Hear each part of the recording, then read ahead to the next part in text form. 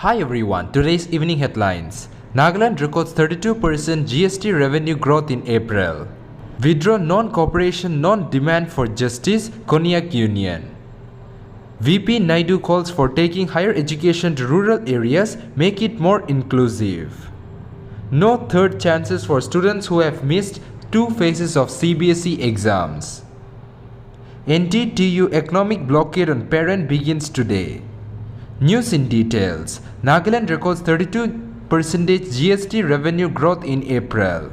Nagaland recorded 32% growth in goods and services tax revenue in April 2022 as compared to April 2021. According to the Ministry of Finance, the highest growth rate was recorded in Arunachal Pradesh with 90%, followed by Ladakh with 53%.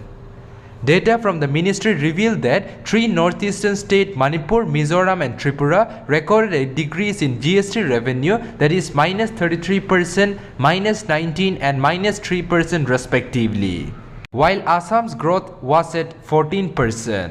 Withdraw non-cooperation, no demand for justice by Konyak Union. Konyak Union on Sunday stated that withdrawal of non-cooperation to Indian military forces did not mean withdrawal of its demand for justice. The union said it would not be compromised in pursuit of justice for the victim of the Mon incident of December 4 and 5, 2021, despite the temporary withdrawal of non-cooperational serve towards the Indian Armed Forces.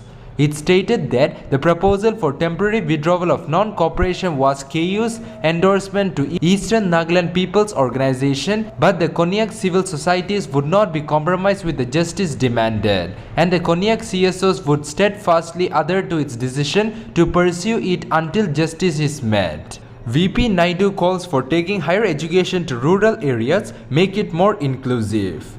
Vice President M. Venkaiah Naidu on Sunday called for taking higher education to the rural areas and making it more inclusive and equitable, stressing that education plays a key role in human development, nation building and creating a prosperous and sustainable global future. Speaking at the inaugural ceremony of the Delhi University Centenary celebration, Naidu emphasized that universities must come out with innovative and out-of-the-box ideas to address the pressing problems of the society.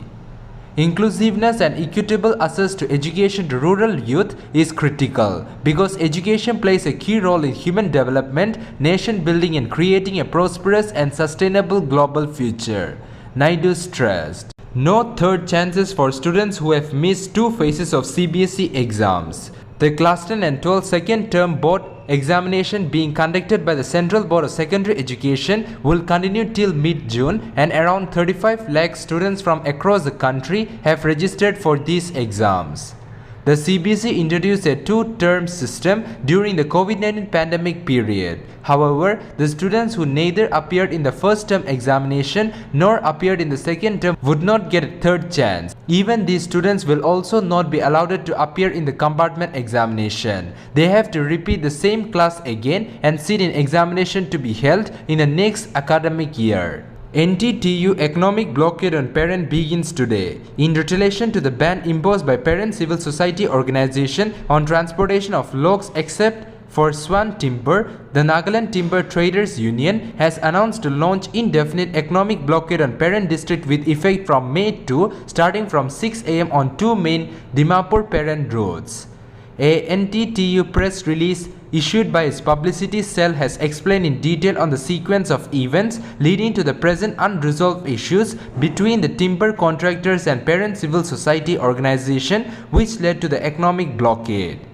NTTU has requested the public to understand the reason behind the economic blockade. It further cautioned that undue interference from certain organizations and groups would be held accountable to pay the total money invested in parent by the timber contractors during the blockade imposed by NTTU. That's all for now. To get latest news, don't forget to subscribe this channel. Thank you.